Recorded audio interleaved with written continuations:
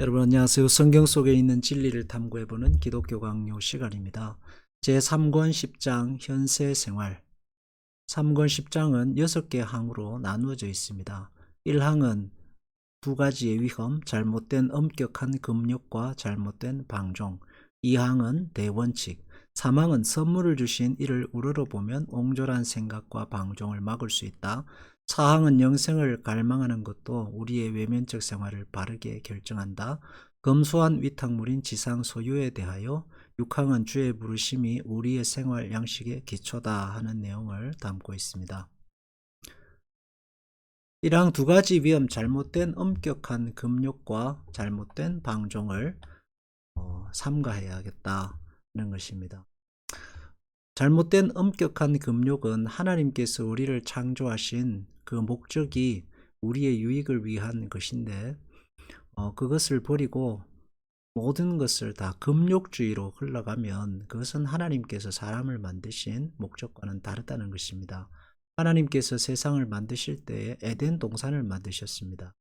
금욕이 인간의 목적이라면 에덴 동산에는 금은 보화가 없어야 하고 또 생명수라든지 온갖 실과라든지 아름다운 꽃들이라든지 그 동식물들 그리고 바다에 있는 물고기들이 필요하지 않습니다. 하나님은 그런데 굉장히 다양하게 만드시고 아름답게 만드셔서 인간으로 하여금 그것을 누릴 수 있도록 하셨습니다. 그 생활을 통해서 즐거움을 얻고 보람을 얻고 기쁨을 얻도록 만드셨기 때문에 너무 엄격한 금욕으로 말미암아서 사람들을 정죄하거나 혹은 율법주의로 빠진다거나 하는 것은 또 신비주의로 빠지는 것은 바람직한 것이 아니다. 그것은 자기 만족을 위한 것이지 결코 그것을 통해서 다른 사람에게 유익을 주고 하나님께서 만드신 창조의 목적을 따라가는 것은 아니다는 것입니다.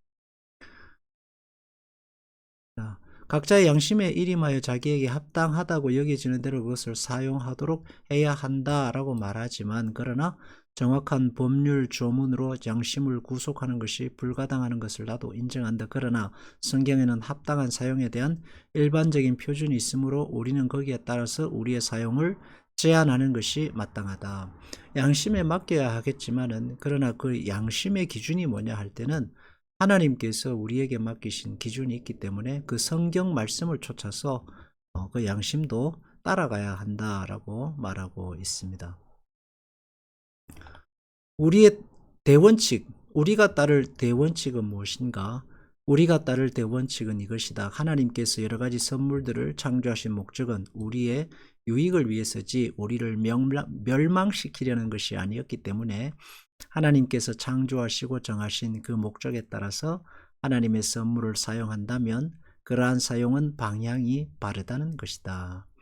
창조하시고 정하신 목적에 따라서 하나님의 선물을 사용한다면 이라고 했습니다. 첫 번째는 우리의 유익을 위해서 만드셨다라고 했습니다. 사람으로 하여금 서로 화목하고 사랑하고 서로 이 땅을 풍요하게 누릴 수 있는 방향으로 그 물질들을 사용해야 하겠다는 것입니다. 대표적인 것이 이제 모르핀 같은 경우가 있습니다.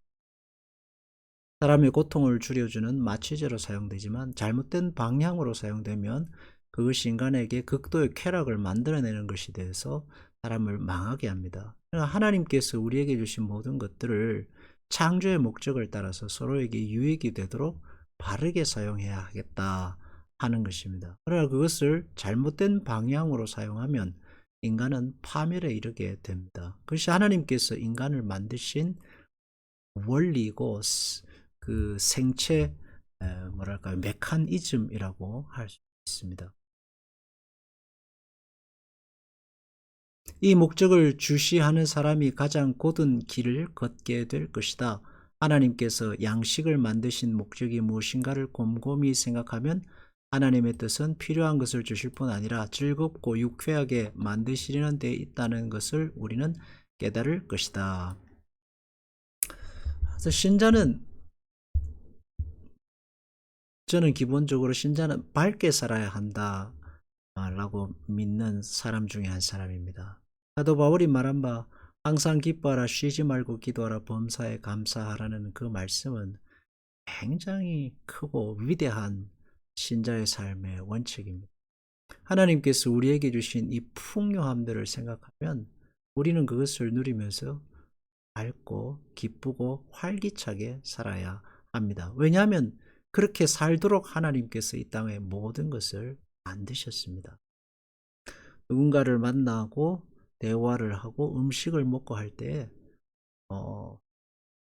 죽을 상을 하고 밥을 먹고 죽을 상을 하고 대화를 하고 째려보는 것은 하나님의 창조의 원리에 어긋납니다.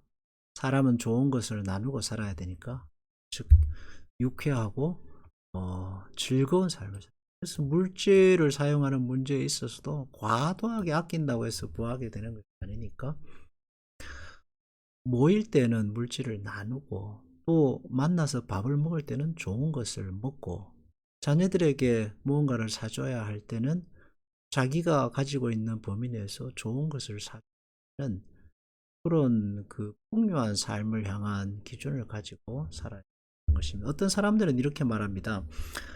아프리카에 있는 사람들은 굶어 죽는데 어떻게 우리가 그럴 수 있느냐.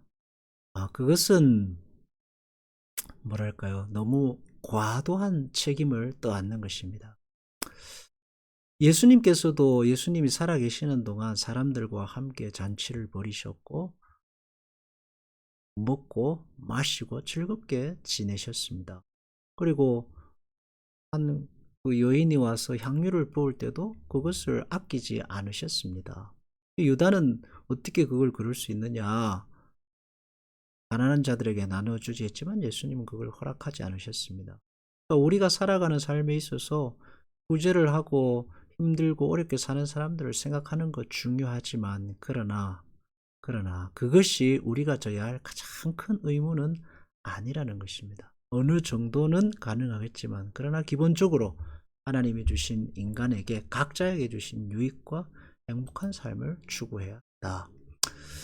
우리는 육의 정욕을 억제하는데도 못지않은 노력을 기울여야 한다. 육의 정욕은 절제하지 않으면 한없이 흘러넘친다. 이미 말한 바와 같이 육욕을 옹호하는 사람들은 자유가 허용되었다는 구실로 무엇이든지 육욕에 허락한다. 정욕을 억제하는 방법의 하나는 우리를 위하여 만물을 지으신 창조주의 뜻은 우리가 그를 인식하며 그의 인자하심에 감사하도록 하시는 데 있음을 확인하는 것이다.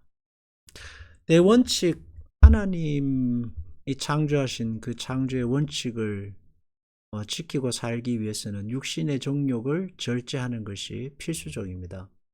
육신의 정욕은 절제하지 않으면 끝을 모르기 때문에 그 정욕을 절제할 때에 하나님께서 만드신 뜻을 따라 살 수 있게 될 것입니다.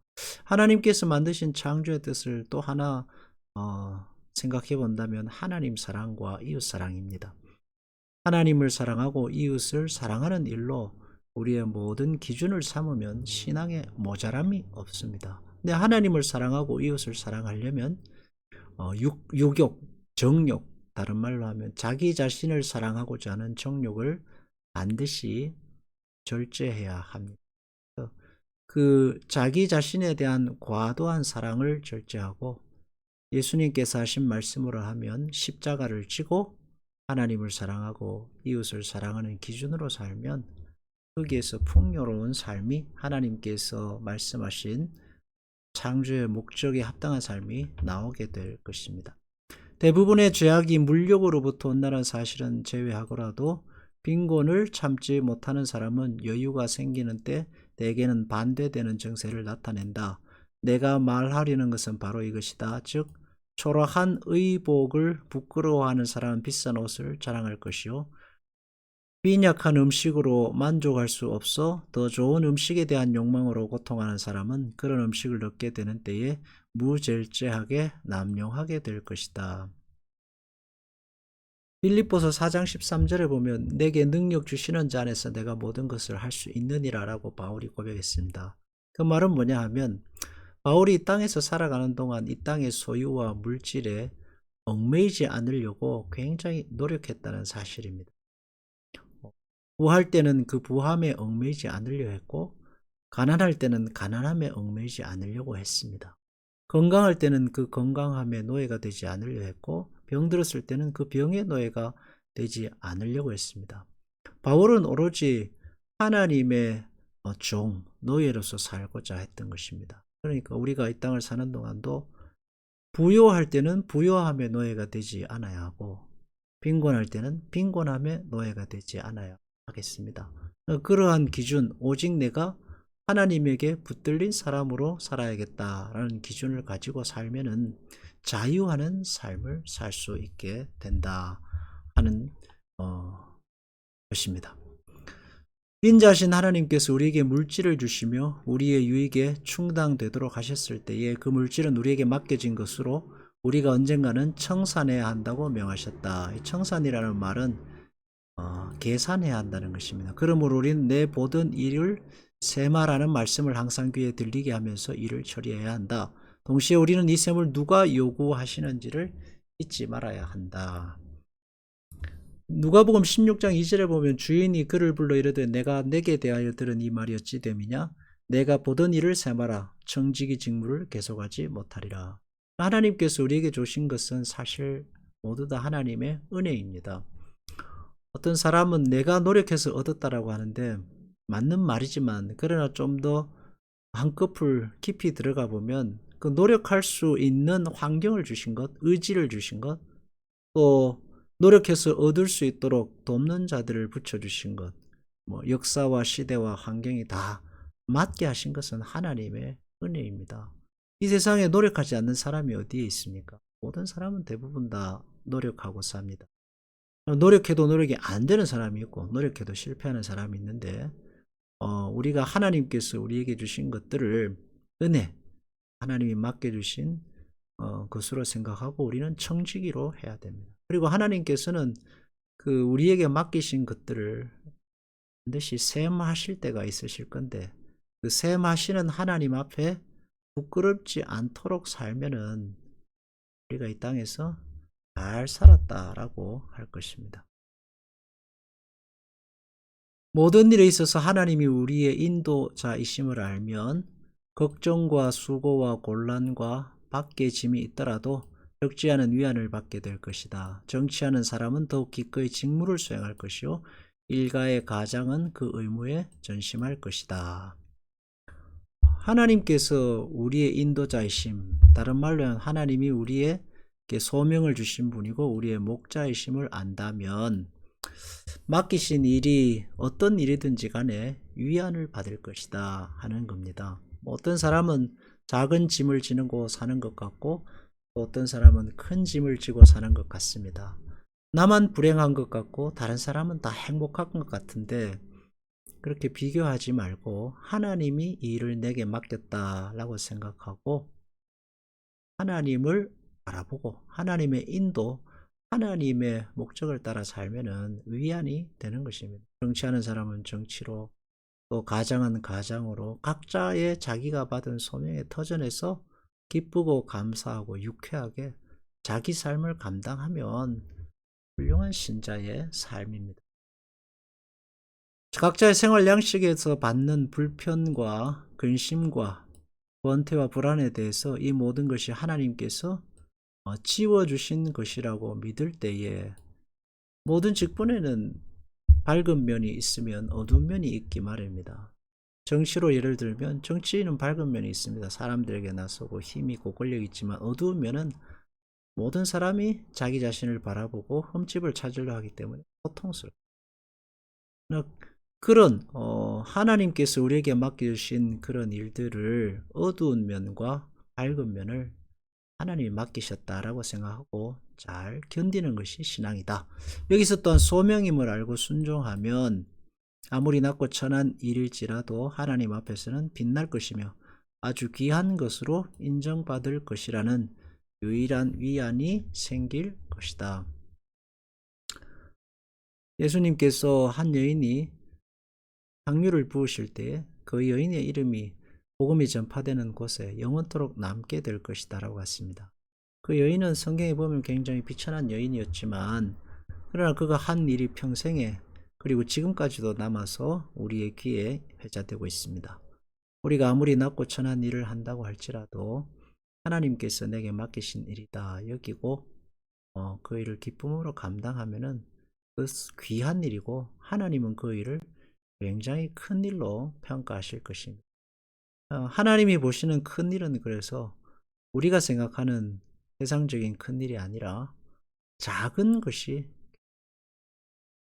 그래서 예수님께서 작은 것에 충성된 자에게 큰 것을 맡기신다 하셨는데, 그 작은 것이 아마 이 땅에서의 우리에게 맡기신 소명일 거고, 큰 것은 하나님 나라의 영광이고 천국의 그 보상이고 축복일 것입니다.